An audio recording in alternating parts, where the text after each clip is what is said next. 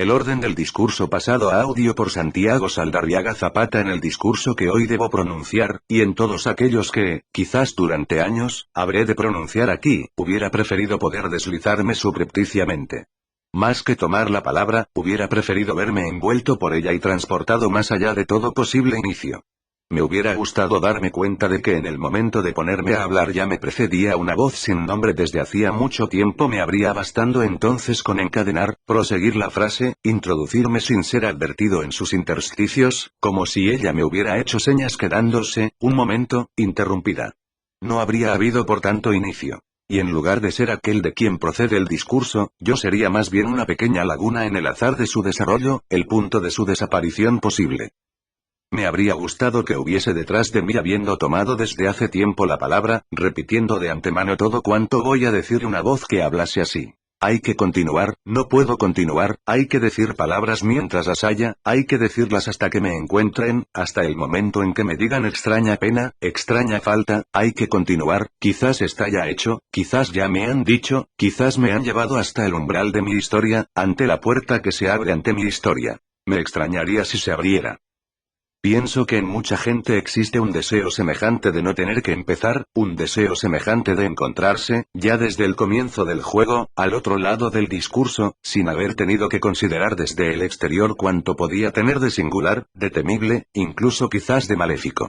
A este deseo tan común, la institución responde de una manera irónica, dado que devuelve los comienzos solemnes, los rodea de un círculo de atención y de silencio y les impone, como queriendo distinguirlos desde lejos, unas formas ritualizadas. El deseo dice: no querría tener que entrar yo mismo en este orden azaroso del discurso. No querría tener relación con cuanto hay en él de tajante y decisivo. Querría que me rodeara como una transparencia apacible, profunda, indefinidamente abierta, en la que otros responderían a mi espera, y de la que brotarían las verdades, una a una. Yo no tendría más que dejarme arrastrar, en él y por él, como algo abandonado, flotante y dichoso. Y la institución responde: no hay por qué tener miedo de empezar. Todos estamos aquí para mostrarte que el discurso está en el orden de las leyes, que desde hace mucho tiempo se vela por su aparición. Que se le ha preparado un lugar que le honra pero que le desarma, y que, si consigue algún poder, es de nosotros y únicamente de nosotros de quien lo obtiene.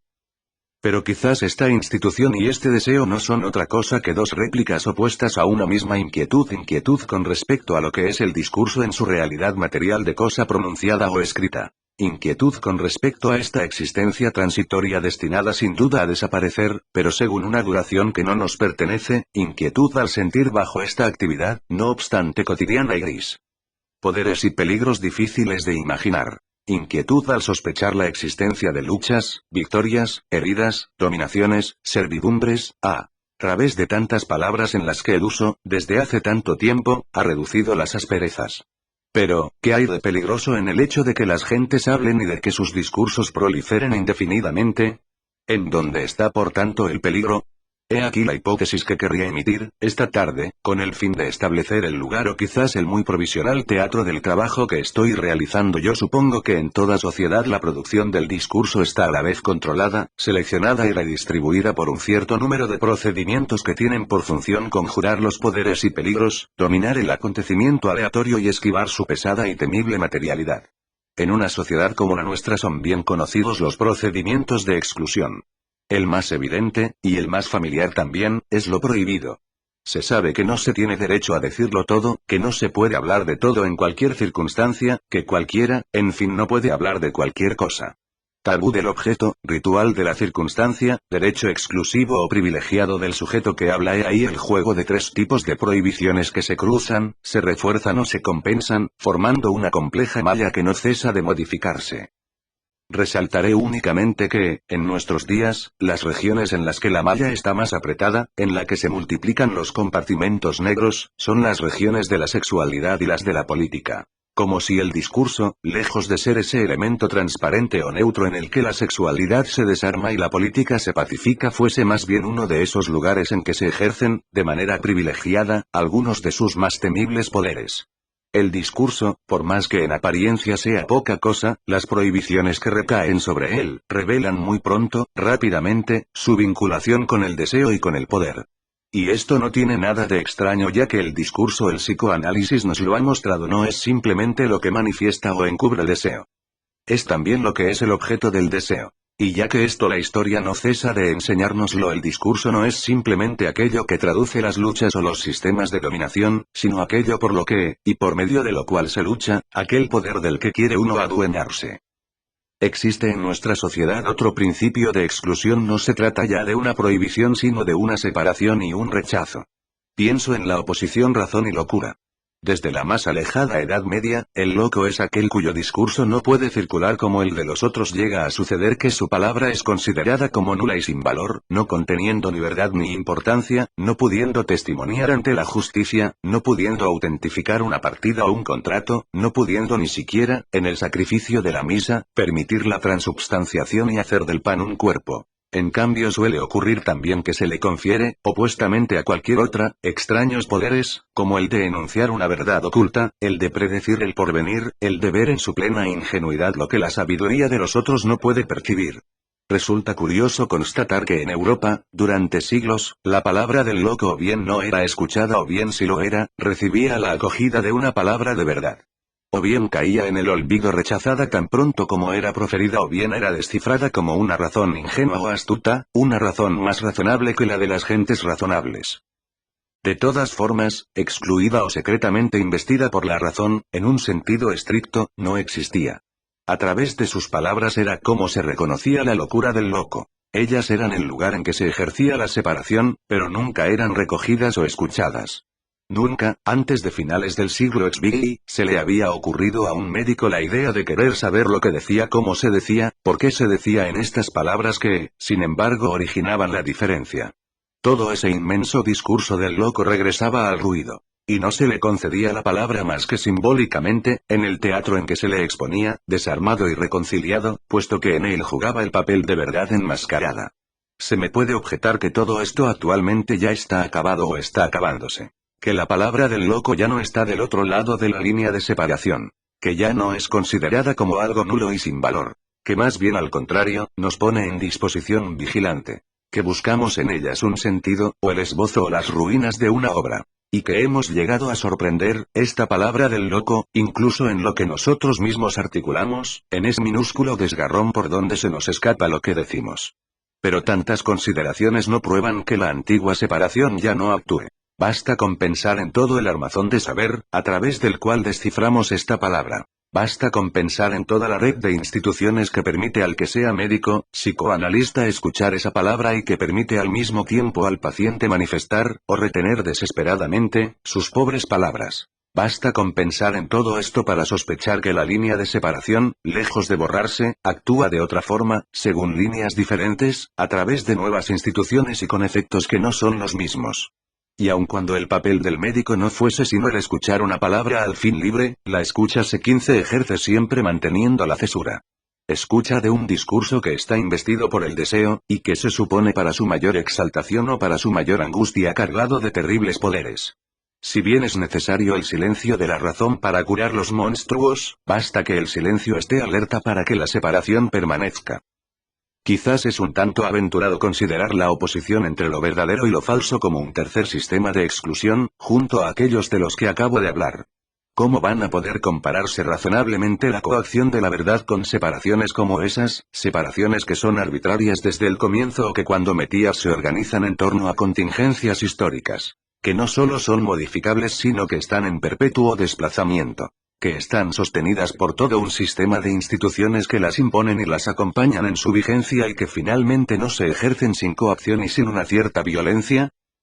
Ciertamente, si uno se sitúa al nivel de una proposición, en el interior de un discurso, la separación entre lo verdadero y lo falso no es ni arbitraria, ni modificable, ni institucional, ni violenta.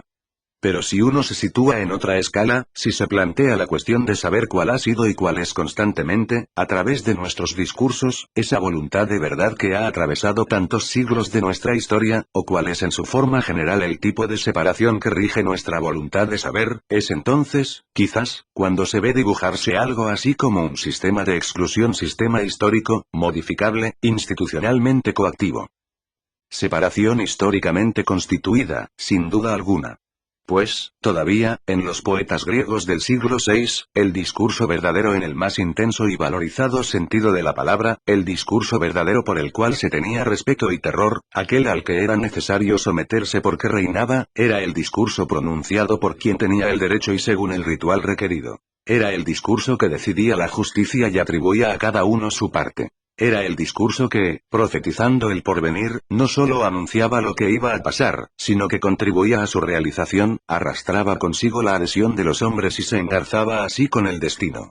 Ahora bien, he aquí que un siglo más tarde la verdad superior no residía ya más en lo que era el discurso o en lo que hacía, sino que residía en lo que decía. Llegó un día en que la verdad se desplazó del acto ritualizado, eficaz y justo, de enunciación, hacia el enunciado mismo, hacia su sentido, su forma, su objeto, su relación con su referencia.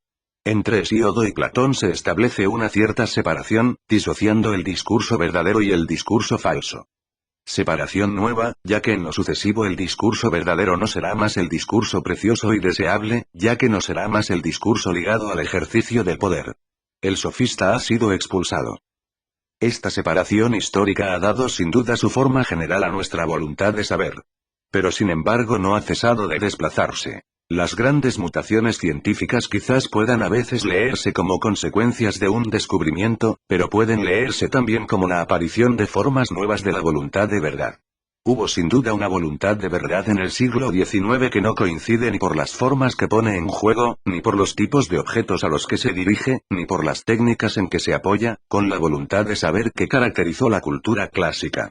Retrocedamos un poco en ciertos momentos del siglo XVI y XVII y en Inglaterra sobre todo apareció una voluntad de saber que, anticipándose a sus contenidos actuales, dibujaba planes de objetos posibles, observables, medibles, clasificables. Una voluntad de saber que imponía al sujeto conocedor y en cierta forma antes de toda experiencia una cierta posición, una cierta forma de mirar y una cierta función, ver más que leer, verificar más que comentar. Una voluntad de saber que prescribía y de un modo más general que cualquier otro instrumento determinado el nivel técnico del que los conocimientos deberían investirse para ser verificables y útiles. Todo ocurre como si, a partir de la gran separación platónica, la voluntad de saber tuviera su propia historia, que no es la de las verdades coactivas, historia de los planes de objetos por conocer, historia de las funciones y posiciones del sujeto conocedor, historia de las inversiones materiales, técnicas e instrumentales del conocimiento.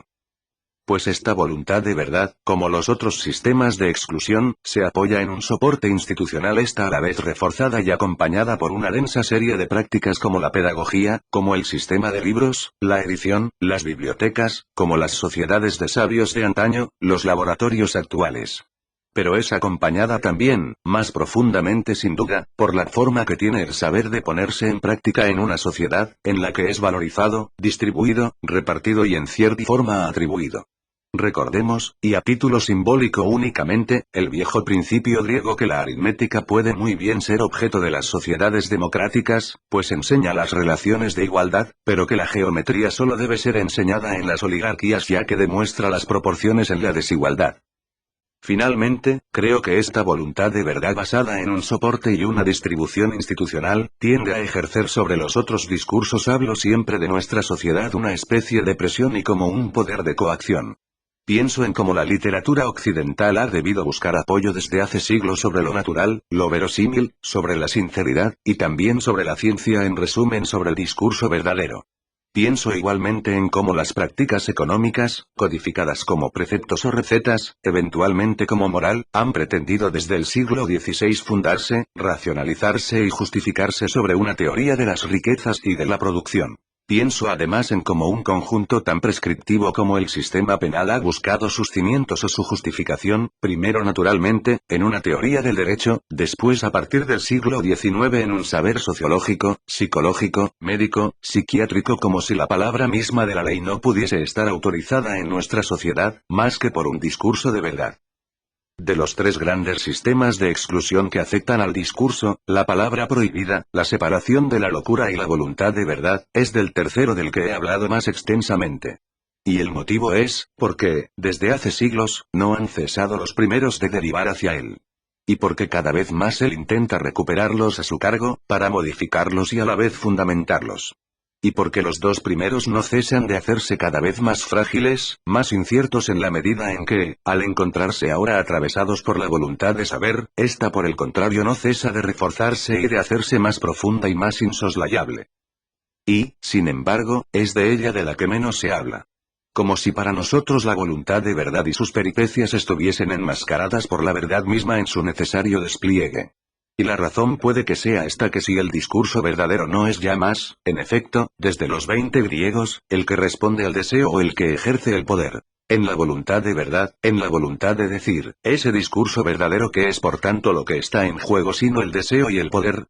El discurso verdadero, que la necesidad de su forma exime del deseo y libera del poder, no puede reconocer la voluntad de verdad que le atraviesa, y la voluntad, esa que se nos ha impuesto desde hace mucho tiempo, es de tal manera que la verdad que quiere no puede no enmascararla. Así no aparece ante nuestros ojos más que una verdad que sería riqueza, fecundidad, fuerza suave e insidiosamente universal. E ignoramos por el contrario la voluntad de verdad, como prodigiosa maquinaria destinada a excluir todos aquellos, que punto por punto en nuestra historia han intentado soslayar esta voluntad de verdad y enfrentarla contra la verdad justamente allí en donde la verdad se propone justificar lo prohibido, definir la locura. Todos esos, de Nietzsche a Artaud y a Bataille, deben ahora servirnos de signos, altivos sin duda, para el trabajo de cada día. Existen, evidentemente, otros muchos procedimientos de control y de limitación del discurso. Esos a los que he aludido antes se ejercen en cierta manera desde el exterior. Funcionan como sistemas de exclusión. Conciernen sin duda la parte del discurso que pone en juego el poder y el deseo. Creo que se puede también aislar otro grupo. Procedimientos internos, puesto que son los discursos mismos los que ejercen su propio control. Procedimientos que juegan un tanto a título de principios de clasificación, de ordenación, de distribución, como si se tratase en este caso de dominar otra dimensión del discurso, aquella de lo que acontece y del azar. En primer lugar, el comentario.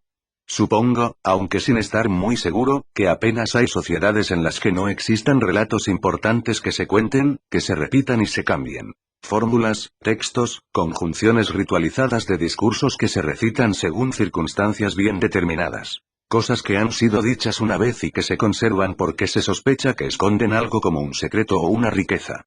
En resumen, puede sospecharse que hay regularmente en las sociedades una especie de nivelación entre discursos, los discursos que se dicen en el curso de los días y de las conversaciones, y que desaparecen con el acto mismo que los ha pronunciado. Y los discursos que están en el origen de un cierto número de actos nuevos, de palabras que los reanudan, los transforman o hablan de ellos. En resumen, discursos que, indefinidamente, más allá de su formulación, son dichos, permanecen dichos, y están todavía por decir. Los conocemos en nuestro sistema de cultura, son los textos religiosos o jurídicos, son también esos textos curiosos, cuando se considera su estatuto, y que se llaman literarios. Y también en una cierta medida los textos científicos. Es cierto que este desfase no es ni estable, ni constante, ni absoluto. No existe, por un lado, la categoría dada ya de una vez para siempre, discursos fundamentales o creadores. Y después, por otro, la masa de aquellos que solo repiten, glosan o comentan. Bastantes textos importantes se oscurecen y desaparecen, y ciertos comentarios toman el lugar de los primeros. Pero por más que sus puntos de aplicación cambien, la función permanece. Y el principio de un cierto desfase no deja de ponerse continuamente en juego. La desaparición radical de este desnivel no puede ser nunca más que juego, utopía o angustia. Juego al estilo de Borges, de un comentario que no fuese otra cosa más que la reaparición palabra a palabra, pero esta vez solemne y esperada, de lo que comenta. Juego también de una crítica que hablase infinitamente de una obra que no existiese. Sueño lírico de un discurso que renaciese absolutamente nuevo e inocente en cada uno de sus puntos y que reapareciese sin cesar, en toda su frescura, partiendo de los sentimientos, de los pensamientos o de las cosas. Angustia de ese enfermo de Janet para quien el menor enunciado era como una palabra del Evangelio que encerraba inagotables tesoros de sentidos y que merecían ser indefinidamente reconsiderados, reanudados, comentados. Cuando pienso, decía en el momento en que se ponía a leer o a escuchar, cuando pienso en esta frase que va a irse hacia la eternidad y que quizá todavía no he comprendido completamente. Pero, ¿quién no observa que se trata de anular cada vez uno de los términos de la relación y no de suprimir la relación misma?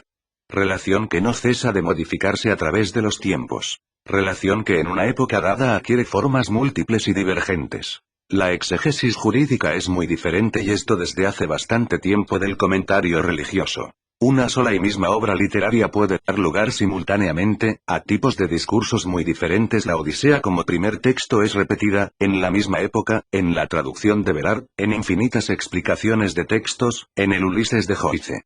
Por el momento, quisiera limitarme a indicar que en lo que se llama globalmente un comentario, el desfase entre el primer y el segundo texto juega cometidos que son solidarios. De una parte, permite construir indefinidamente nuevos discursos. El desplome del primer texto, su permanencia, su estatuto de discurso siempre reactualizable, el sentido múltiple o oculto del cual parece ser poseedor, la reticencia y la riqueza esencial que se le supone, todo eso funda una posibilidad abierta para hablar. Pero, por otra parte, el comentario no tiene por cometido, cualesquiera que sean las técnicas utilizadas, más que el decir por fin lo que estaba articulado silenciosamente allá lejos. Debe, según una paradoja que siempre desplaza pero a la cual nunca escapa, decir por primera vez aquello que sin embargo había sido ya dicho. El cabrilleo indefinido de los comentarios es activado desde el interior por el sueño de una repetición enmascarada en su horizonte. No hay quizás nada más que lo que era su punto de partida, la simple recitación.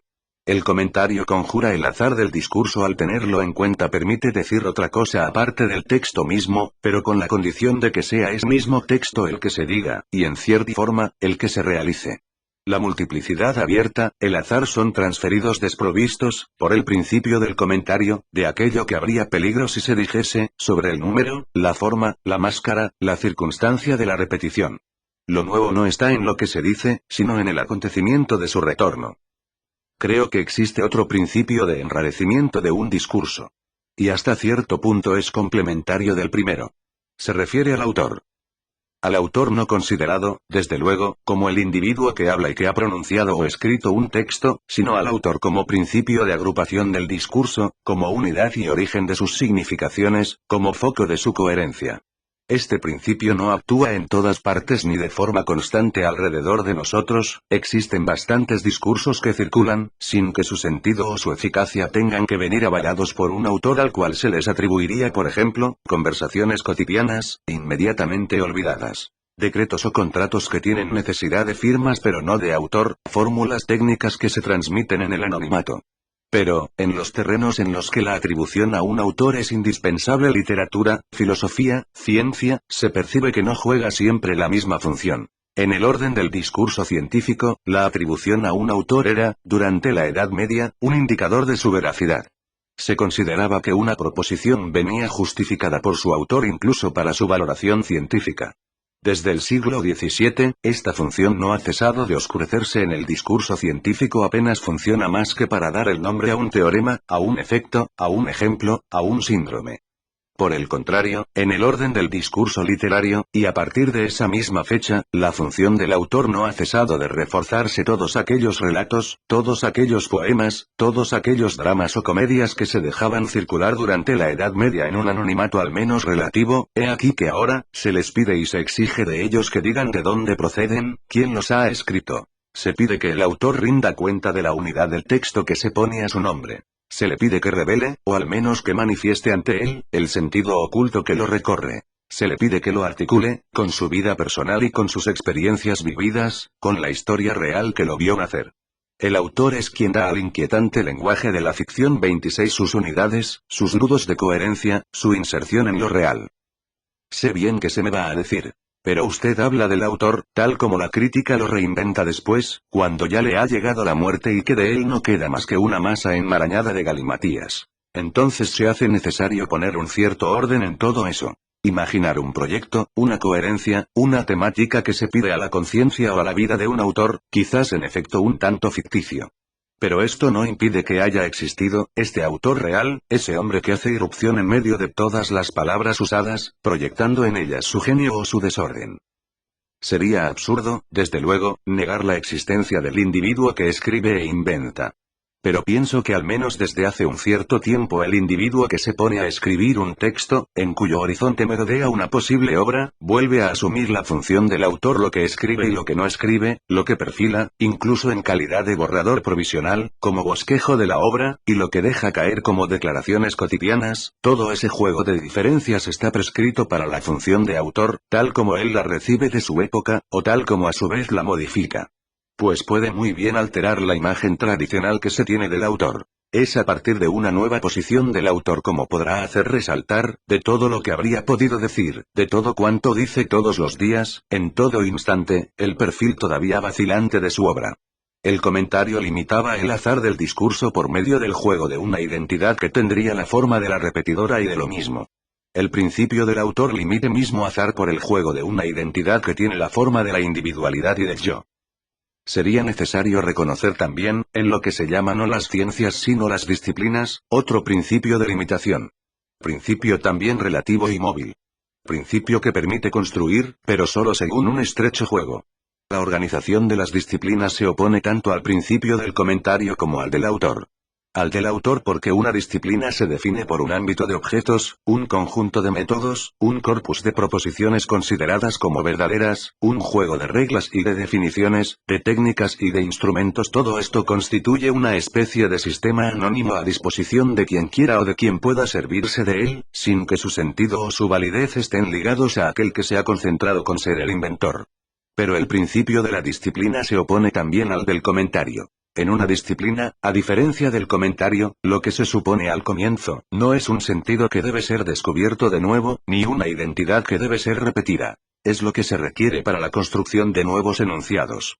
Para que haya disciplina es necesario que haya posibilidad de formular, y de formular indefinidamente, nuevas proposiciones. Pero aún hay más. Y hay más, sin duda, para que haya menos una disciplina no es la suma de todo lo que puede ser dicho de cierto a propósito de alguna cosa y no es ni siquiera el conjunto de todo lo que puede ser, a propósito de un mismo tema, aceptado en virtud de un principio de coherencia o de sistematicidad. La medicina no está constituida por el total de cuanto puede decirse de cierto sobre la enfermedad. La botánica no puede ser definida por la suma de todas las verdades que conciernen las plantas. Y esto por dos razones. Primero porque la botánica o la medicina, como cualquier disciplina, están construidas tanto sobre errores como sobre verdades, errores que no son residuos o cuerpos extraños, sino que ejercen funciones positivas y tienen una eficacia histórica y un papel frecuentemente inseparable del de las verdades. Pero además, para que una proporción pertenezca a la botánica o a la patología, es necesario que responda a condiciones, en un sentido más estrictas y más complejas que la pura y simple verdad. En todo caso, a otras condiciones. Debe dirigirse a un determinado plan de objetos a partir de finales del siglo XVII, por ejemplo, para que una proposición fuese botánica, era necesario que concerniese la estructura visible de la planta, el sistema de similitudes próximas y lejanas, o la mecánica de sus fluidos y no podía conservar más, como sucedía todavía en el siglo XVI-XXIX sus valores simbólicos, o el conjunto de virtudes o propiedades que se le reconocían en la antigüedad. Pero, sin pertenecer a una disciplina, una proposición debe utilizar instrumentos conceptuales o técnicos de un tipo bien definido. A partir del siglo XIX, una proposición dejaba de ser médica, caía fuera de la medicina y cobraba el valor de un fantasma individual o de imaginería popular y empleaba nociones a la vez metafóricas, cualitativas y sustanciales como las de obstrucción, de líquidos recalentados o de sólidos desecados. Debía recurrir por el contrario a nociones también metafóricas, pero debían estar construidas según otro modelo, funcional o fisiológico en este caso como en la irritación, la inflamación, o la degeneración de los tejidos. Hay más todavía. Para pertenecer a una disciplina, una proposición debe poder inscribirse en un cierto tipo de horizonte teórico. Baste con recordar que la investigación de la lengua primitiva, que fue un tema perfectamente admitido hasta el siglo XVI, era suficiente, en la segunda mitad del siglo XIX, para hacer caer no importa qué discurso, no digo en el error, pero sí en la quimera, en el ensueño, en la pura y simple monstruosidad lingüística. En el interior de sus límites, cada disciplina reconoce proposiciones verdaderas y falsas. Pero rechaza, al otro lado de sus márgenes, toda teratología del saber. El exterior de una ciencia está más y menos poblado de lo que se cree naturalmente, existe la experiencia inmediata, los 30 temas imaginarios que llevan y acompañan sin cesar las creencias sin memoria. Pero no hay quizás errores en el sentido estricto, pues el error no puede surgir y ser decidido más que en el interior de una práctica definida. Por el contrario, merodean monstruos cuya forma cambia con la historia del saber. En resumen, una proposición debe cumplir complejas y graves exigencias para poder pertenecer al conjunto de una disciplina. Antes de poder ser llamada verdadera o falsa, debe estar, como diría Canguilhem, en la verdad. Frecuentemente surge la pregunta de qué habían podido hacer los botánicos o los biólogos del siglo XIX para no ver que lo que Mendel decía era verdadero. Pero es que Mendel hablaba de objetos, empleaba métodos, se situaba en un horizonte teórico, que eran extraños para la biología de la época. Sin duda, Naudin, antes que él, había expuesto la tesis de que los rasgos hereditarios eran discretos. Sin embargo, por nuevo o extraño que fuese este principio, podía formar parte cuando menos a título de enigma del discurso biológico. Mendel, por su parte, constituye el rasgo hereditario como objeto biológico absolutamente nuevo, gracias a una filtración que no se había utilizado hasta entonces. Lo separa de la especie, lo separa del sexo que lo transmite. Y el dominio en que lo observa es el de la serie indefinidamente abierta de las generaciones en la que aparece y desaparece según regularidades estadísticas. Nuevo objeto que pide nuevos instrumentos conceptuales y nuevos fundamentos teóricos. Mendel decía la verdad, pero no estaba en la verdad. El discurso biológico de su época no estaba según la regla que se formaban de los objetos y de los conceptos biológicos. Fue necesario todo un cambio de escala, el despliegue de un nuevo plan de objetos en la biología para que Mendel entrase en la verdad y para que sus proposiciones apareciesen entonces en una buena parte exactas. Mendel era un monstruo verdadero, lo que producía que la ciencia no pudiese hablar. Sin embargo, Schleiden, por ejemplo, una treintena de años antes, al negar en pleno siglo XIX la sexualidad vegetal, pero según las reglas del discurso biológico, no formulaba más que un error de disciplina. Se puede decir la verdad siempre que se diga en el espacio de una exterioridad salvaje. Pero no se está en la verdad más que obedeciendo a las reglas de una policía discursiva que se debe reactivar en cada uno de sus discursos. La disciplina es un principio de control de la producción del discurso. Ella le fija sus límites por el juego de una identidad que tiene la forma de una reactualización permanente de las reglas.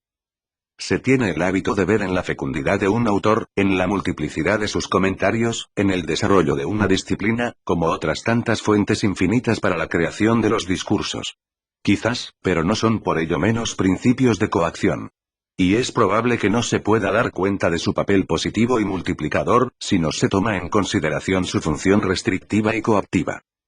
Existe, creo, un tercer grupo de procedimientos que permite el control de los discursos. No se trata esta vez de dominar los poderes que conllevan, ni de conjurar los azares de su aparición. Se trata de determinar las condiciones de su utilización, de imponer a los individuos que los dicen un cierto número de reglas y no permitir nadie forma el acceso a ellos, a todo el mundo. Enrarecimiento, esta vez, de los sujetos que hablan. Nadie entrará en el orden del discurso si no satisface ciertas exigencias o si no está, de entrada, calificado para hacerlo. Más preciso, todas las regiones del discurso no están igualmente abiertas y penetrables. Algunas están altamente defendidas, diferenciadas y diferenciantes, mientras que otras aparecen casi abiertas a todos los vientos y se ponen sin restricción previa a disposición de cualquier sujeto que hable. Me gustaría recordar una anécdota sobre este tema que es tan bella que uno se estremece de que sea verdadera. Concentra en una sola figura todas las coacciones del discurso, las que limitan los poderes, las que dominan las apariciones aleatorias, las que seleccionan a los sujetos que pueden hablar. A comienzos del siglo XVII, el Tycoon había oído hablar de que la superioridad de los europeos en cuanto a la navegación, el comercio, la política, el arte militar se debía a su conocimiento de las matemáticas. Deseó ampararse de un tan preciado saber. Como le habían hablado de un marino inglés que poseía el secreto de esos discursos maravillosos, le hizo llevar a su palacio y allí lo retuvo. A solas con él tomó lecciones. Aprendió las matemáticas. Mantuvo, en efecto, el poder, y vivió largo tiempo. Y hasta el siglo XIX no existieron matemáticos japoneses. Pero la anécdota no finaliza allí. Tiene su vertiente europea. La historia quiere que ese marino inglés, Will Adams, fuese un autodidacta, un carpintero que, por haber trabajado en un astillero naval, había aprendido la geometría. Es necesario ver en este relato la expresión de uno de los grandes mitos de la cultura europea. Al saber monopolizado y secreto de la tiranía oriental, Europa opondría la comunicación universal del conocimiento, el intercambio indefinido y libre de los discursos. Ahora bien, este tema, naturalmente, no resiste un examen. El intercambio y la comunicación son figuras positivas que juegan en el interior de sistemas complejos de restricción. Y, sin duda, no sabrían funcionar independientemente de estos. La forma más superficial y más visible de estos sistemas de restricción la constituye lo que se puede reagrupar bajo el nombre de ritual. El ritual define la cualificación que deben poseer los individuos que hablan y que, en el juego de un diálogo, de la interrogación, de la recitación, deben ocupar tal posición y formular tal tipo de enunciados. Define los gestos, los comportamientos, las circunstancias, y todo el conjunto de signos que deben acompañar el discurso. Fija finalmente la eficacia supuesta o impuesta de las palabras, su efecto sobre aquellos a los cuales se dirigen, los límites de su valor coactivo. Los discursos religiosos, judiciales, terapéuticos, y en una cierta parte también políticos, no son apenas disociables de esa puesta en escena de un ritual que determina a la vez para los sujetos que hablan las propiedades singulares y los papeles convencionales. Un funcionamiento en parte diferente tienen las sociedades de discursos, cuyo cometido es conservar o producir discursos, pero para hacerlos circular en un espacio cerrado, distribuyéndolos nada más que según reglas estrictas y sin que los detentadores sean desposeídos de la función de distribución. Un modelo arcaico nos viene sugerido por esos grupos de rapsodas que poseían el conocimiento de los poemas para recitarlos, o eventualmente para variarlos y transformarlos. Pero este conocimiento, aunque tuviese como fin una recitación que permanecía ritual, se protegía, defendía y conservaba en un grupo determinado, debido a los ejercicios de memoria, a menudo complejos, que implicaba. El aprendizaje permitía entrar a la vez en un grupo y en un secreto, que la recitación manifestaba pero no divulgaba. Entre el habla y la audición los papeles no se intercambiaban. Claro que ya apenas quedan semejantes sociedades de discursos, con ese juego ambiguo del secreto y de la divulgación. Pero que nadie se engañe. Incluso en el orden del discurso verdadero, incluso en el orden del discurso publicado y libre de todo ritual, todavía se ejercen formas de apropiación del secreto y de la no intercambiabilidad. Puede tratarse muy bien que el acto de escribir, tal como está institucionalizado actualmente en el libro, el sistema de la edición y el personaje del escritor, se desenvuelva en una sociedad de discurso, quizás difusa, pero seguramente coactiva. La diferencia del escritor, opuesta sin cesar por él mismo a la actividad de cualquier otro sujeto que hable o escriba, el carácter intransitivo que concede a su discurso, la singularidad fundamental que acuerda desde hace ya mucho tiempo a la escritura. La disimetría afirmada entre la creación y no importa qué otra utilización del sistema lingüístico, todo esto manifiesta en la formulación. Y tiende además a continuarse en el juego de la práctica la existencia de una cierta sociedad de discurso. Pero existen aún bastantes otras, que funcionan según otro modelo, según otro régimen de exclusivas y de divulgación. Piénsese en el secreto técnico o científico, piénsese en las formas de difusión o de circulación del discurso médico. Piénsese en 36 aquellos que se han apropiado el discurso económico o político.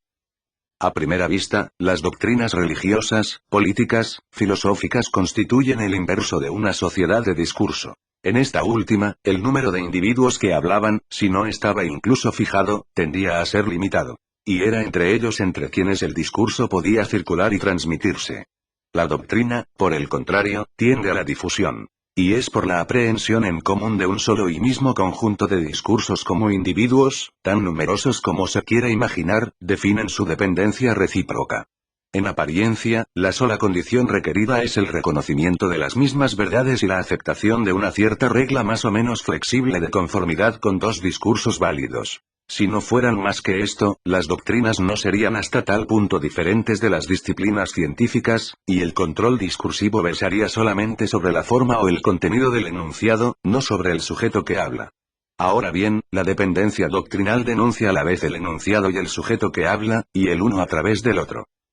Denuncia al sujeto que habla a través y a partir del enunciado, como lo prueban los procedimientos de exclusión y los mecanismos de rechazo que entran en juego cuando el sujeto que habla ha formulado uno o varios enunciados inasimilables. La herejía y la ortodoxia no responden a una exageración fanática de los mecanismos doctrinales. Les incumben fundamentalmente Pero inversamente, la doctrina denuncia a los enunciados a partir de los sujetos que hablan, en la medida en que la doctrina vale siempre como el signo, la manifestación y el instrumento de una adhesión propia dependencia de clase, de estatuto social o de raza, de nacionalidad o de interés, de lucha, de revuelta, de resistencia o de aceptación.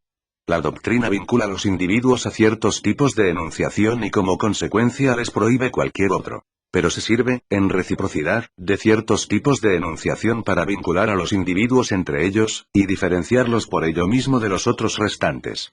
La doctrina efectúa una doble sumisión, la de los sujetos que hablan a los discursos, y la de los discursos al grupo, cuando menos virtual, de los individuos que hablan.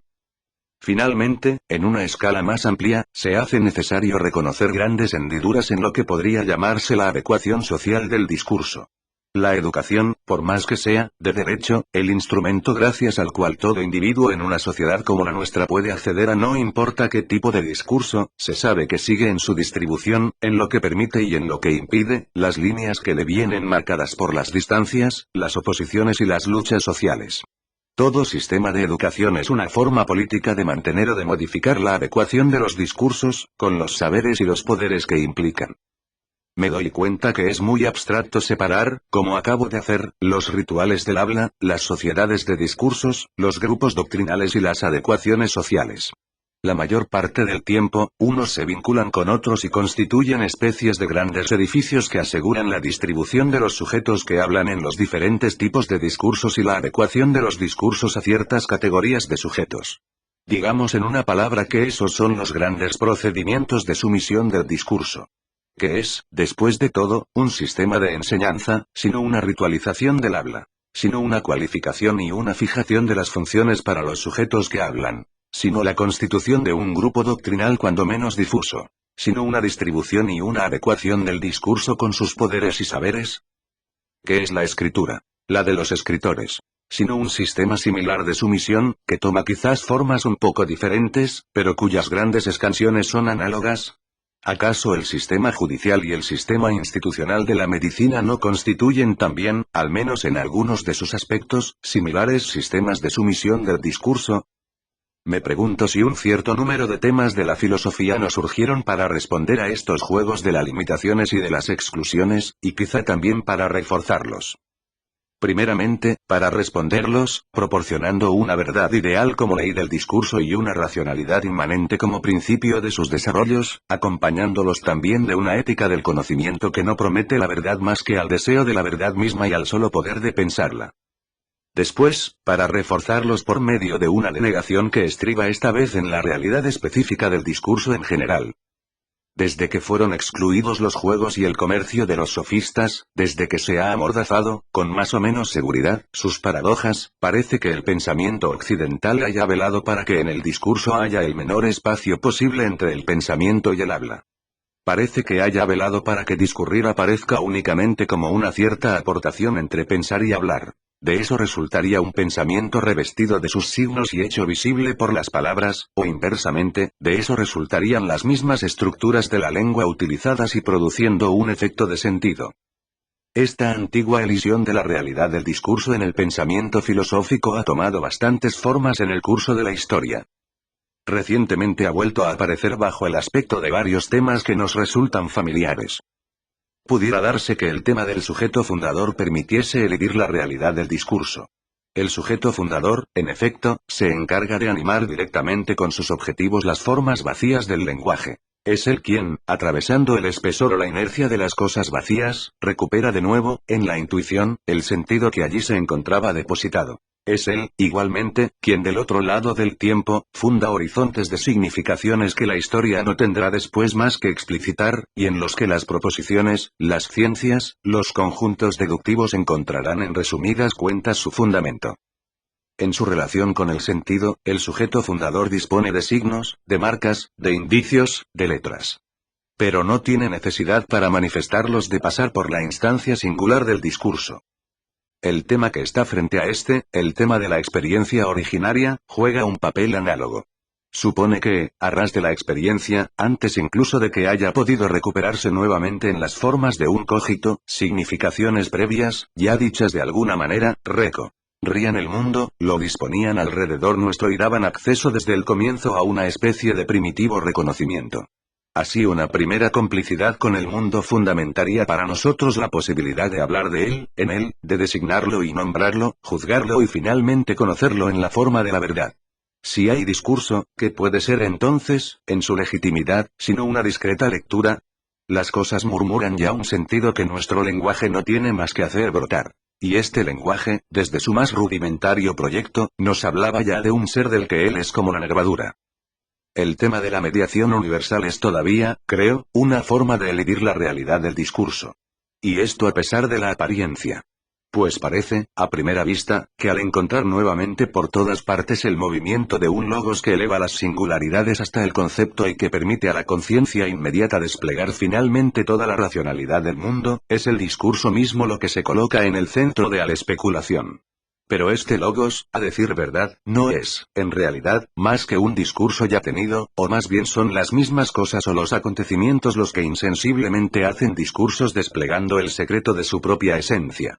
El discurso no es apenas más que la reverberación de una verdad naciendo ante sus propios ojos. Y cuando todo puede finalmente tomar la forma del discurso, cuando todo puede decirse y cuando se puede decir el discurso a propósito de todo, es porque todas las cosas, habiendo manifestado e intercambiado sus sentidos, pueden volverse a la interioridad silenciosa de la conciencia de sí. Bien sea pues en una filosofía del sujeto fundador, en una filosofía de la experiencia original o en una filosofía de la mediación universal, el discurso no es nada más que un juego, de escritura en el primer caso, de lectura en el segundo, de intercambio en el tercero. Y ese intercambio, esa lectura, esa escritura no ponen nunca nada más en juego que los signos. El discurso se anula así, en su realidad, situándose en el orden del significante. ¿Qué civilización, en apariencia, ha sido, más que la nuestra, respetuosa del discurso? ¿Dónde se le ha honrado mejor? ¿Dónde aparece más radicalmente liberado de sus coacciones y universalizado? Ahora bien, me parece que bajo esta aparente veneración del discurso, bajo esta aparente logofilia, se oculta una especie de temor. Todo pasa como si prohibiciones, barreras, umbrales, límites, se dispusieran de manera que se domine, al menos en parte, la gran proliferación del discurso, de manera que su riqueza se aligere de la parte más peligrosa y que su desorden se organice según figuras que esquivan lo más incontrolable. Todo pasa como si se hubiese querido borrar hasta las marcas de su irrupción en los juegos del pensamiento y de la lengua. Hay sin duda en nuestra sociedad, y me imagino que también en todas las otras, pero según un perfil y escansiones diferentes, una profunda logofilia, una especie de sordo temor contra esos acontecimientos, contra esa masa de cosas dichas, contra la aparición de todos esos enunciados, contra todo lo que puede haber allí de violento, de discontinuo, de batallador, y también de desorden y de peligroso, contra ese gran murmullo incesante y desordenado de discurso.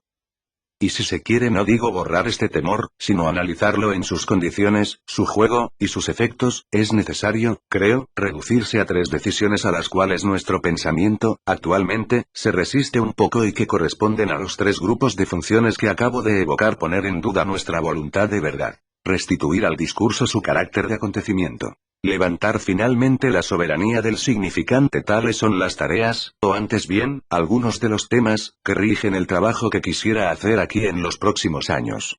Se pueden señalar enseguida ciertas exigencias de método que traen consigo.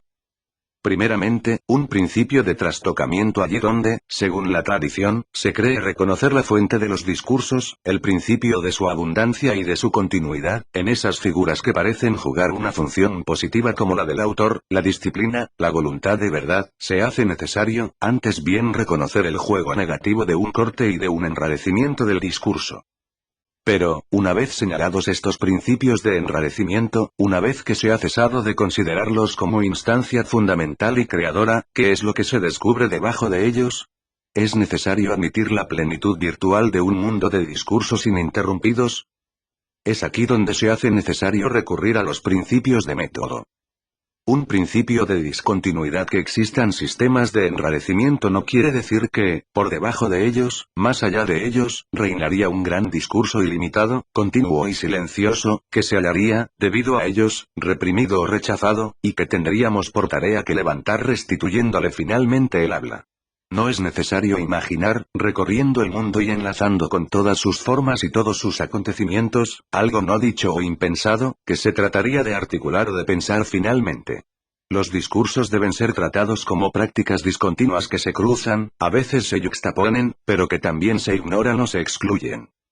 Un principio de especificidad: no resolver el discurso en un juego de significaciones previas, no imaginarse que el mundo vuelve hacia nosotros una cara legible que no tendríamos más que descifrar. Él no es cómplice de nuestro conocimiento. No hay providencia prediscursiva que le disponga a nuestro favor.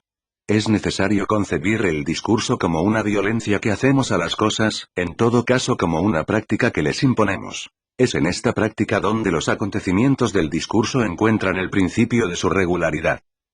Cuarta regla, la de la exterioridad: no ir del discurso hacia su núcleo interior y oculto, hacia el corazón de un pensamiento o de una significación que se manifestarían en él, sino, a partir del discurso mismo, de su aparición y de su regularidad, ir hacia sus condiciones externas de posibilidad, hacia lo que da motivo a la serie aleatoria de esos acontecimientos y que fija los límites.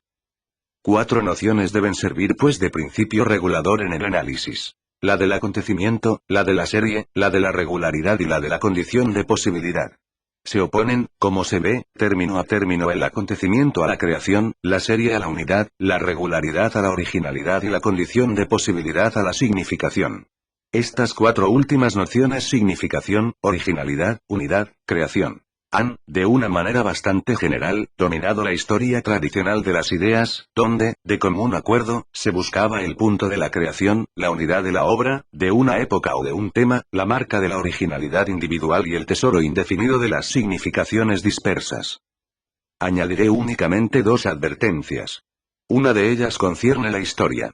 Se considera contribución de la historia contemporánea el haber retirado los privilegios acordados anteriormente al acontecimiento singular y haber hecho aparecer las estructuras que se extienden sobre un amplio margen de tiempo. Ciertamente. No estoy seguro, sin embargo, de que el trabajo de los historiadores se haga precisamente en esta dirección. O más bien, no pienso que haya como una razón inversa entre localización del acontecimiento y el análisis que se extiende sobre un amplio margen de tiempo. Me parece, por el contrario, que bien sea estrechando en su límite el tono del acontecimiento, bien impulsando el poder de resolución del análisis histórico hasta las mercuriales, las actas notariadas, los registros de parroquia, los registros portuarios comprobados año tras año, semana tras semana, es como se ha visto perfilarse más allá de las batallas, decretos, dinastías o asambleas, fenómenos masivos de alcance secular o plurisecular. La historia, tal como se practica actualmente, no se aleja de los acontecimientos, extiende por el contrario su campo sin cesar. Descubre sin cesar nuevas capas, más superficiales o más profundas. Aísla sin cesar conjuntos nuevos, que a veces son numerosos, densos e intercambiables, a veces raros y decisivos. De las variaciones casi cotidianas de los precios, se llega a las inflaciones seculares. Pero lo importante es que la historia no considere un acontecimiento sin definir la serie de la que forma parte, sin especificar la forma de análisis de la que depende, sin intentar conocer la regularidad de los fenómenos y los límites de probabilidad de su emergencia, sin interrogarse sobre las variaciones, las inflexiones y el ritmo de la curva, sin querer determinar las condiciones de las que dependen. Claro está que la historia desde hace mucho tiempo no busca ya comprender los acontecimientos por un juego de causas y efectos en la unidad informe de un gran devenir, vagamente homogéneo o duramente jerarquizado. Pero eso no es para encontrar estructuras anteriores, ajenas, hostiles al acontecimiento.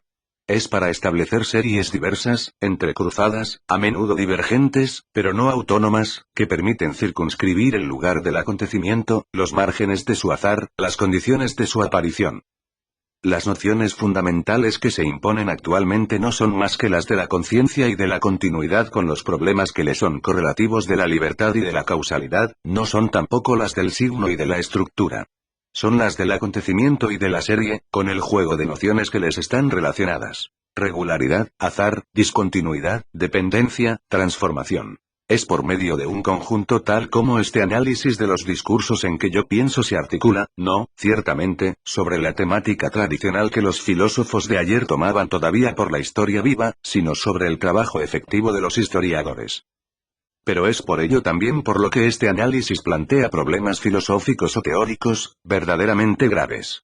Si los discursos deben tratarse primeramente como conjuntos de acontecimientos discursivos, ¿qué estatuto es necesario conceder a esta noción de acontecimiento que tan raramente fue tomada en consideración por los filósofos? Claro está que el acontecimiento no es ni sustancia, ni accidente, ni calidad, ni proceso. El acontecimiento no pertenece al orden de los cuerpos. Y sin embargo no es inmaterial. Es al nivel de la materialidad como cobra siempre efecto y, como es efecto, tiene su sitio, y consiste en la relación, la coexistencia, la dispersión, la intersección, la acumulación, la selección de elementos materiales. No es el acto ni la propiedad de un cuerpo. Se produce como efecto de y en una dispersión material. Digamos que la filosofía del acontecimiento debería avanzar en la dirección paradójica, a primera vista, de un materialismo de lo incorporal. Por otra parte, si los acontecimientos discursivos deben tratarse según series homogéneas, pero discontinuas unas con relación a otras, ¿qué estatuto es necesario dar a ese discontinuo? No se trata en absoluto ni de sucesión de los instantes del tiempo, ni de la pluralidad de los diversos sujetos que piensan. Se trata de cesuras que rompen el instante y dispersan el sujeto en una pluralidad de posibles posiciones y funciones. Una discontinuidad tal que golpetea e invalida las menores unidades tradicionalmente reconocidas o las menos fácilmente puestas en duda el instante y el sujeto.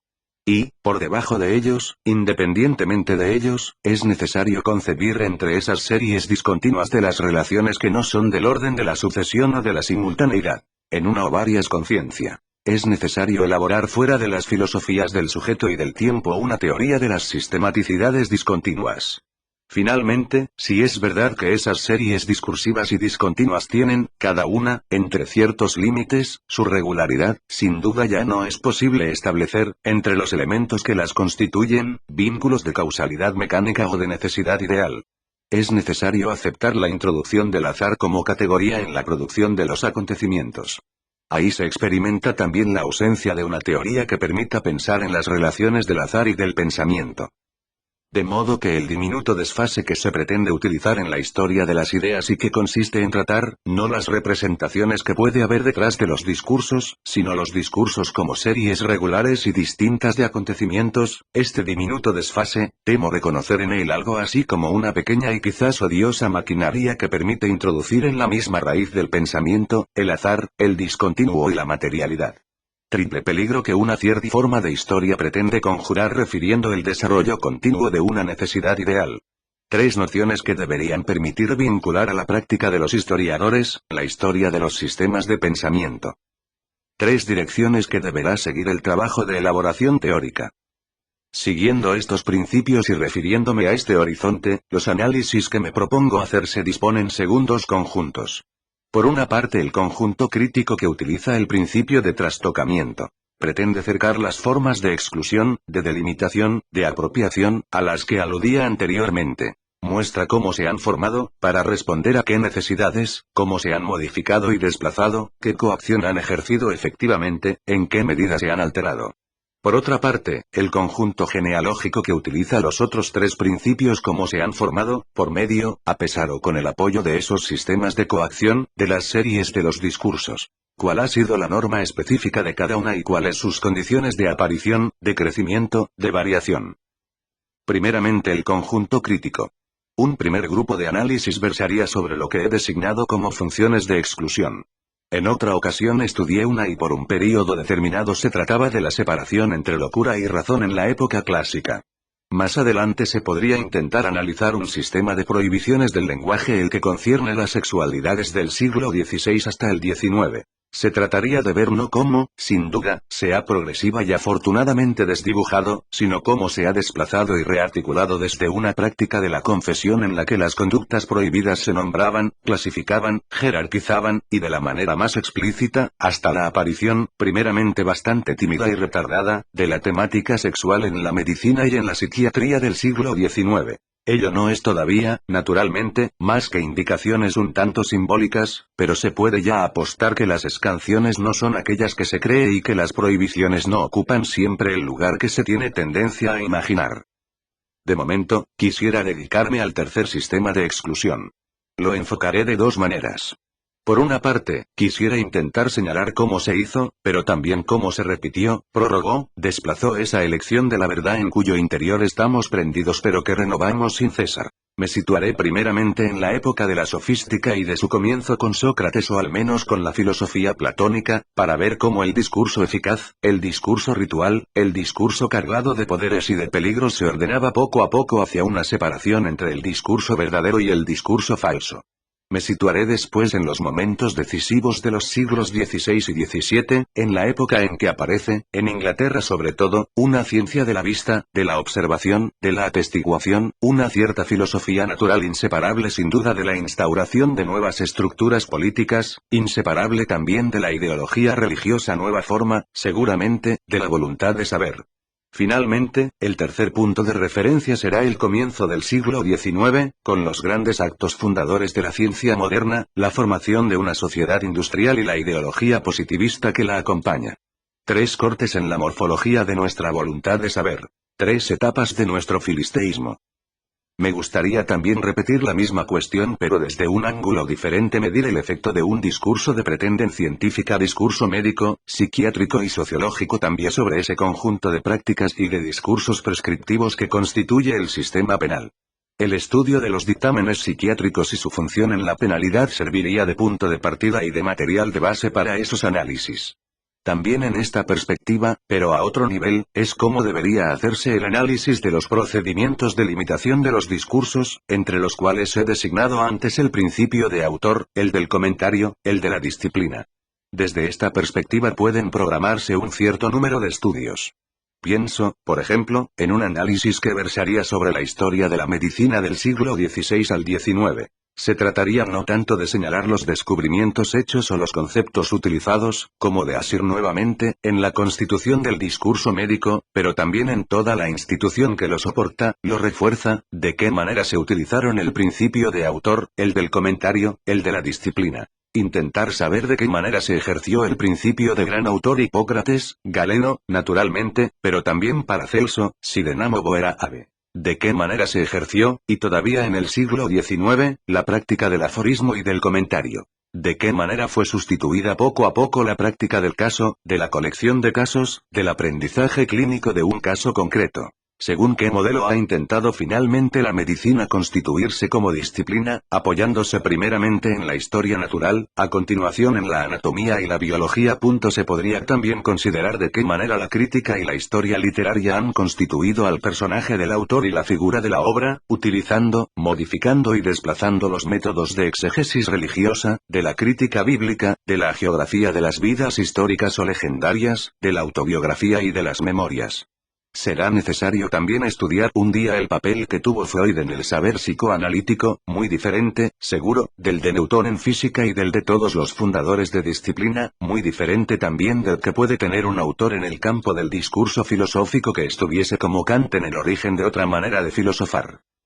He ahí pues algunos proyectos para el aspecto crítico de la tarea, para el análisis de las instancias del control discursivo.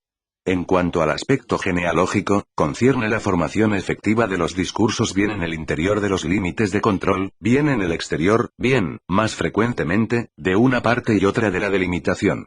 La crítica analiza los procesos de enrarecimiento, pero también el reagrupamiento y unificación de los discursos. La genealogía estudia su formación dispersa, discontinua y regular a la vez.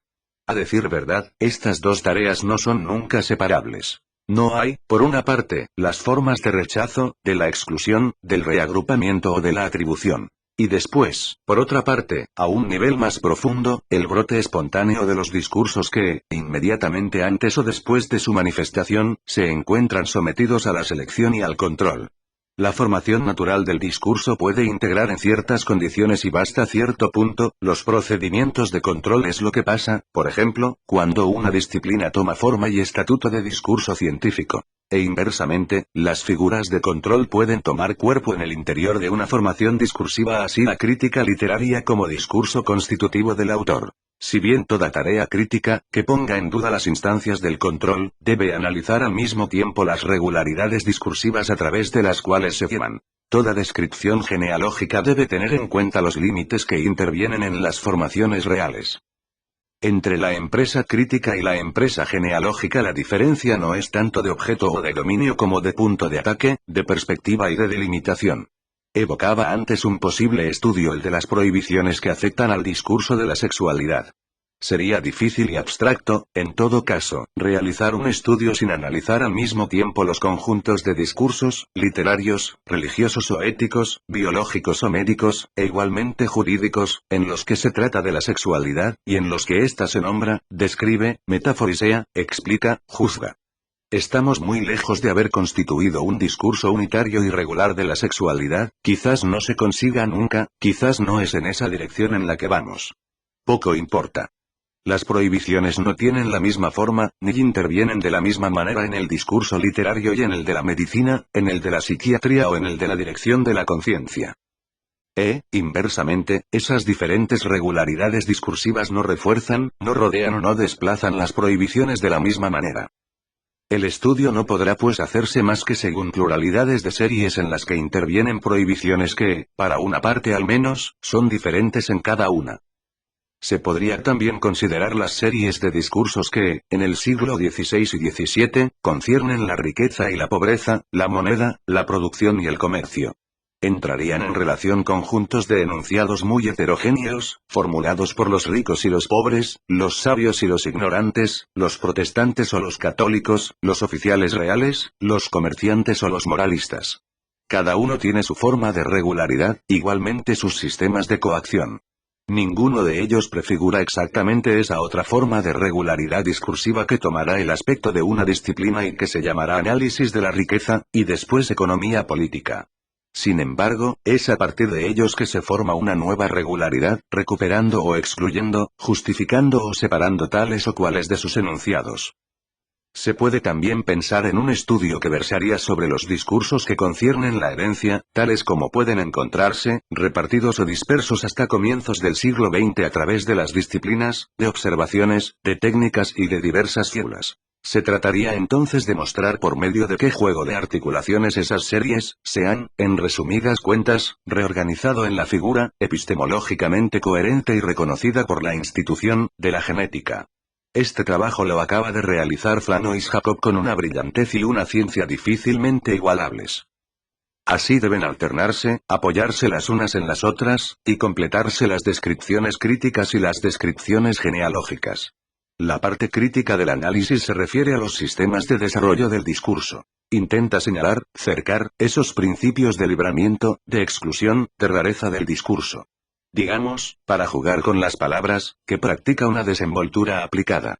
La parte genealógica se refiere por el contrario a las series de la formación efectiva del discurso, intenta captarlo en su poder de afirmación, y entiendo por esto no un poder que se opondría al de negar, sino el poder de constituir dominios de objetos, a propósito de los cuales se podría afirmar o negar proposiciones verdaderas o falsas. Llamemos positividades esos dominios de objetos y digamos, para jugar una segunda vez con las palabras, que, si el estilo crítico es el de la desenvoltura estudiosa, el 57 humor genealógico será el de un positivismo alegre. En todo caso, una cosa al menos debe señalarse: el análisis del discurso así entendido no revela la universalidad de un sentido, saca a relucir el juego de la rareza impuesta con un poder fundamental de afirmación. Rareza y afirmación, rareza, finalmente, de la afirmación, y no generosidad continua del sentido, ni monarquía del significante. Y ahora, que los que tienen lagunas de vocabulario digan quizás porque les suena bien que se trata de estructuralismo. Estas investigaciones, de las que he intentado presentaros el diseño, sé bien que no hubiera podido emprenderlas si no hubiera contado para ayudarme con modelos y apoyos. Creo que debo mucho a Dumézil, puesto que fue él quien me incitó al trabajo a una edad en la que yo creía todavía que escribir era un placer. Y debo también mucho a su obra. Que me perdone si me he alejado de su sentido o desviado del rigor de esos textos suyos y que actualmente nos dominan. Él me enseñó a analizar la economía interna de un discurso de muy distinto modo que por los métodos de la exégesis tradicional o los del formalismo lingüístico. Él me enseñó a localizar de un discurso a otro, por el juego de las comparaciones, el sistema de las correlaciones 58 funcionales. Él me enseñó a describir las transformaciones de un discurso y las relaciones con la institución. Si he querido aplicar un método similar a discursos distintos de los relatos legendarios o míticos, la idea me vino sin duda de que tenía ante mis ojos los trabajos de los historiadores de las ciencias, y sobre todo de Canguilhem. A él le debo haber comprendido que la historia de la ciencia no está prendida forzosamente en la alternativa crónica de los descubrimientos, o descripciones de las ideas y opiniones que bordean la ciencia por el lado de su génesis indecisa o por el lado de sus caídas exteriores. Sino que se debía, hacer la historia de la ciencia como un conjunto a la vez coherente y transformable de modelos teóricos e instrumentos conceptuales. Pero pienso que es con Jean Hippolyte con quien me liga una mayor deuda. Sé bien que su obra, a los ojos de muchos, está acogida bajo el reino de Hegel, y que toda nuestra época, bien sea por la lógica o por la epistemología, bien sea por Marx o por Nietzsche, intenta escapar a Hegel, y todo lo que he intentado decir anteriormente a propósito del discurso es bastante infiel al logos hegeliano. Pero escapar realmente a Hegel supone apreciar exactamente lo que cuesta separarse de él. Esto supone saber hasta qué punto Hegel, insidiosamente quizás, se ha aproximado a nosotros. Esto supone saber lo que es todavía hegeliano en aquello que nos permite pensar contra Hegel. 59 Y medir hasta qué punto nuestro recurso contra él es quizá todavía una astucia que nos opone y al término de la cual nos espera, inmóvil y en otra parte. Pues si más de uno estamos en deuda con J. Hippolyte es porque infatigablemente ha recorrido para nosotros, y antes que nosotros, ese camino por medio del cual uno se separa de Hegel, se distancia, y por medio del cual uno se encuentra llevado de nuevo a él pero de otro modo, para después verse obligado a dejarle nuevamente. Primeramente, J. Hippolyte había cuidado de dar una presencia a esa sombra un poco fantasmal de Hegel que merodeaba desde el siglo XIX y con la que oscuramente se luchaba.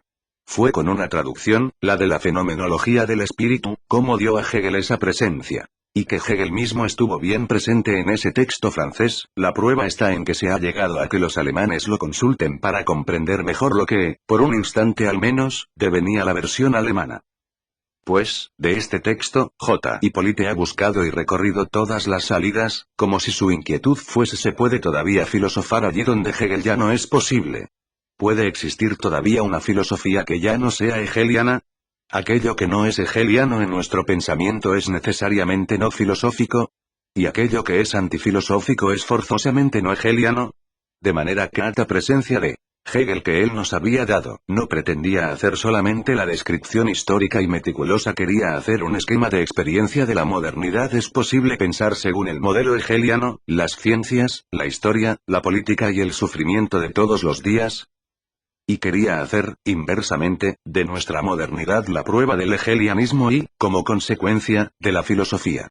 Para él, la relación con Hegel era el lugar de una experiencia, de un enfrentamiento en el que no se estaba nunca seguro de que la filosofía saliese vencedora. No se servía del sistema hegeliano como de un universo tranquilizador. Veía en él el riesgo extremo asumido por la filosofía. De ahí resultan, creo, los desplazamientos que operó, no digo en el interior de la filosofía hegeliana, sino sobre ella y sobre la filosofía tal como Hegel la concebía. De ahí también toda una inversión de temas. La filosofía, en lugar de concebirla como la totalidad finalmente capaz de pensarse y de rehacerse en el movimiento del concepto, J. Hippolyte realizaba sobre el fondo de un horizonte infinito una tarea sin término. Siempre despierta pronto, su filosofía no estaba nunca dispuesta a acabarse. Tarea sin término, tarea por tanto siempre recomenzada, dedicada a la forma y a la paradoja de la repetición. La filosofía como pensamiento inaccesible de la totalidad era para J. Hippolyte lo que podía haber de repetible en la extrema irregularidad de la experiencia. Era lo que se da y lo que se escurre como cuestión, sin cesar recuperada en la vida, en la muerte, en la memoria. Así el tema hegeliano de la terminación sobre la conciencia de sí, él lo transformaba en un tema de la interrogación repetitiva. Pero, puesto que era repetición, la filosofía no era ulterior al concepto. No tenía que proseguir al edificio de la abstracción, debía mantenerse siempre en suspensión, romper con sus generalidades adquiridas y exponerse nuevamente al contacto de la no filosofía. Debía aproximarse, lo más cerca, no a lo que acaba, sino a lo que precede, o aquello que no ha despertado todavía de su inquietud. Debería recuperar para pensarlos, no para reducirlos, la singularidad de la historia, las racionalidades regionales de la ciencia, la profundidad de la memoria en la conciencia. Aparece así el tema de una filosofía presente, inquieta, móvil a lo largo de su línea de contacto con la no filosofía, no existiendo sin embargo más que por ella y revelando el sentido que esa no filosofía tiene para nosotros. Pues, si ella está en ese contacto repetido con la no filosofía, ¿cuál es el comienzo de la filosofía? Está ya secretamente presente en lo que no es ella, comenzando a formularse a media voz en el murmullo de las cosas. Pero, entonces, el discurso filosófico no tiene quizá alas razón de ser. ¿O bien debe ella comenzar con una fundación arbitraria y absoluta a la vez? Se ve así sustituir el tema hegeliano del movimiento propio de lo inmediato por el del fundamento del discurso filosófico y de su estructura formal. Finalmente, el último desplazamiento que J. Hippolyte operó en la filosofía, si la filosofía debe comenzar como discurso absoluto, ¿qué es la historia y qué es ese comienzo que comienza con ese individuo singular, en una sociedad, en una clase social y en medio de luchas? Estos 5 desplazamientos que conducen al borde extremo de la filosofía hegeliana y que la hacen sin duda pasar del otro lado de sus propios límites, convocan, una por una, a las grandes figuras mayores de la filosofía moderna que Jean Hippolyte no cesó de enfrentar con Hegel, Marx con las cuestiones de historia, Fichte con el problema del comienzo absoluto de la filosofía, Bergson con el tema del contacto con la no filosofía, Kierkegaard con el problema de la repetición y de la verdad, Husserl con el tema de la filosofía como tarea infinita ligada a la historia de nuestra racionalidad. Y, más allá de esas figuras filosóficas, se advierten todos los dominios del saber que J. Hippolyte invocaba alrededor de sus propias cuestiones: el psicoanálisis con la extraña lógica del deseo, las matemáticas y la formalización del discurso, la teoría de la información y su aplicabilidad en el análisis sobre lo vivo. En resumen, todos los dominios a partir de los cuales se puede plantear la cuestión de una lógica y de una existencia que no cesan de anudar y desanudar sus lazos. Pienso que esta obra, articulada en algunos 63 libros mayores, pero presente todavía más en sus investigaciones, en una enseñanza, en una perpetua atención, en un estar alerta y en una generosidad diaria, en una responsabilidad aparentemente administrativa pedagógica, es decir, en realidad doblemente política, ha formulado los problemas más fundamentales de nuestra época. Somos numerosos los que hemos quedado infinitamente en deuda con él. Porque he tomado de él, sin duda, el sentido y la posibilidad de lo que hago, porque con bastante frecuencia me ha aclarado cuando yo ensayaba a ciegas, es por lo que he querido colocar mi trabajo bajo su signo y es por lo que he terminado, invocándolo, la presentación de mis proyectos. Es hacia él, hacia su taita en la que experimento a la vez su ausencia y mi propia carencia, hacia donde se cruzan las cuestiones que me planteo actualmente. Puesto que le debo tanto, comprendo bastante que la elección que han hecho invitándome a enseñar aquí es, en buena parte, un homenaje que ustedes le han rendido. Os quedo reconocido, profundamente, del honor que me hacéis, pero no os quedo menos reconocido por lo que a él le atañe en esta elección. Si bien no me siento igualado a la tarea de sucederle, sé por el contrario que, si todavía contáramos con la dicha de su presencia, yo habría sido esta tarde, alentado por su indulgencia. Y comprendo mejor por qué experimentaba tanta dificultad al comenzar antes. Ahora sé bien cuál era la voz que hubiera querido que me precediera, que me llevara, que me invitara a hablar y que se introdujera en mi propio discurso. Sé lo que había de temible al tomar la palabra, puesto que la tomaba en este lugar en el que le he escuchado y donde él ya no está para escucharme. Santiago Saldarriaga Zapata, YouTube, www.youtube.com, web link solo para uso de 11.